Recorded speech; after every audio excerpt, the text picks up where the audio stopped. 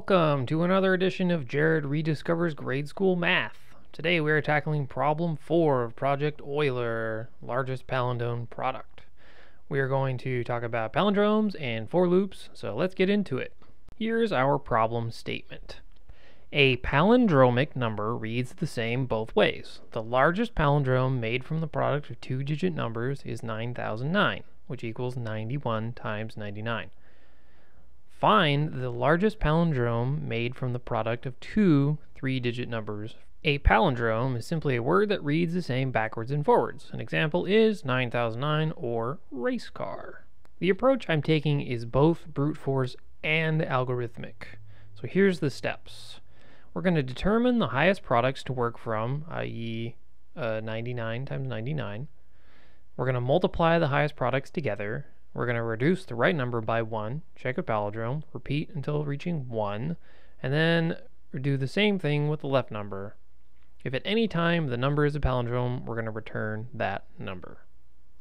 So the first thing we got to do, actually, before we even get into the actual function, is we're going to create another function called isPalindrome that's going to take in a number, and that's going to tell us whether or not it's a palindrome. So in order to get the reverse of a number, we got to do some fancy stuff. Since it's coming in, or because it's a number, we have to convert it first to a string, and then we're going to split that string to create an array, and then we're going to reverse all of the items within the array, and then we're going to join it, back together, and then finally we're going to return whether or not number reversed is equal to the original number that we passed in. Now let's get into the largest palindrome product. Alright, so we're going to establish a highest state, which is 0, and then let's find the largest number. And our largest number is going to be the largest number for the product. So are we going to be multiplying 99 times 99, or are we going to be doing 999 times 999? And that's determined by the number that comes in right here.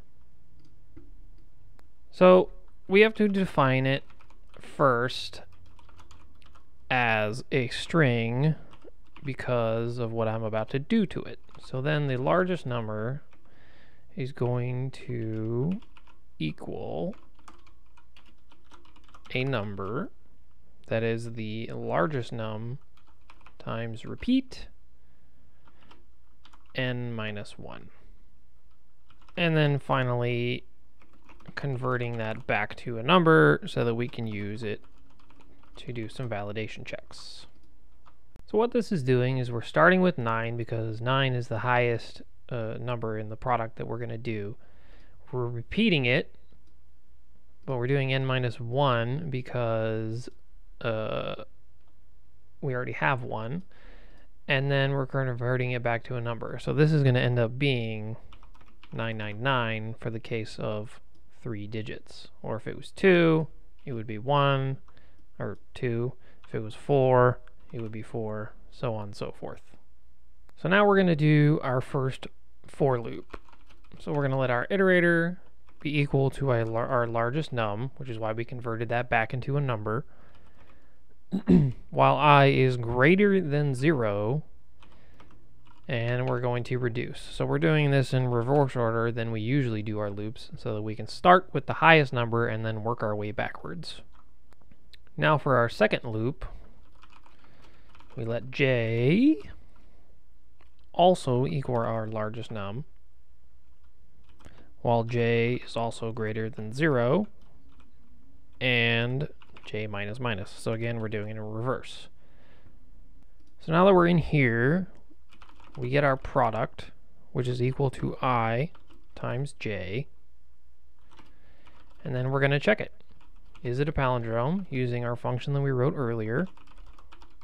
If it returns true, if the product is greater than our highest, which is defaulted to 0 in the beginning,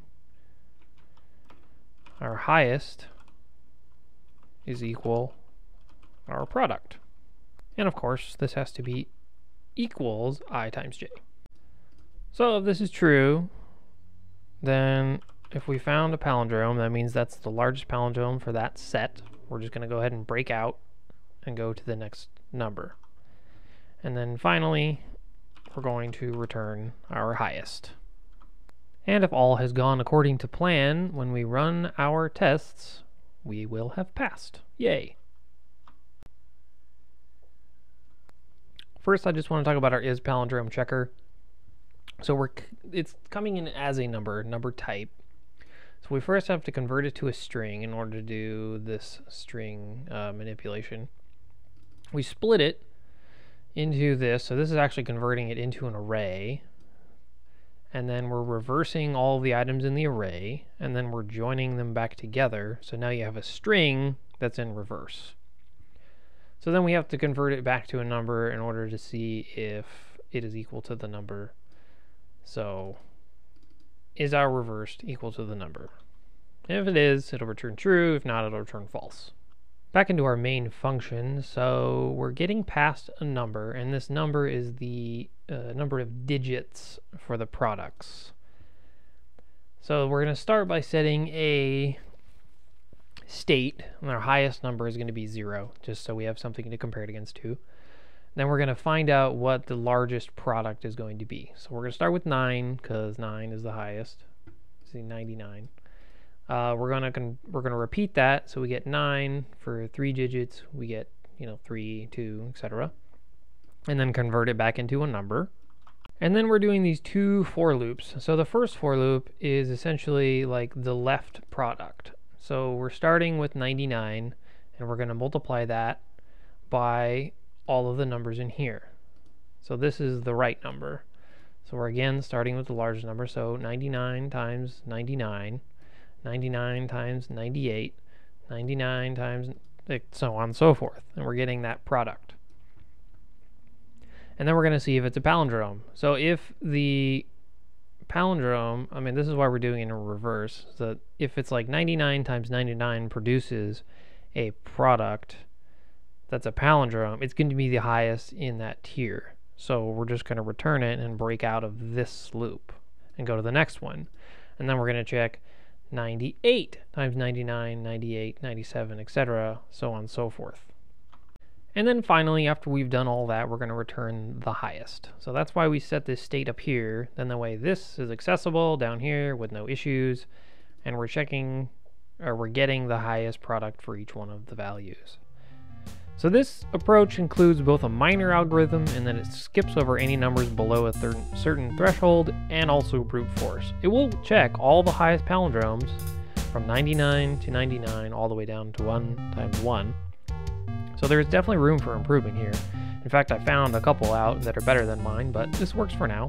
So if you have any suggestions or adjustments you think would make it better, please feel free to leave it in the comment, and as always, happy coding.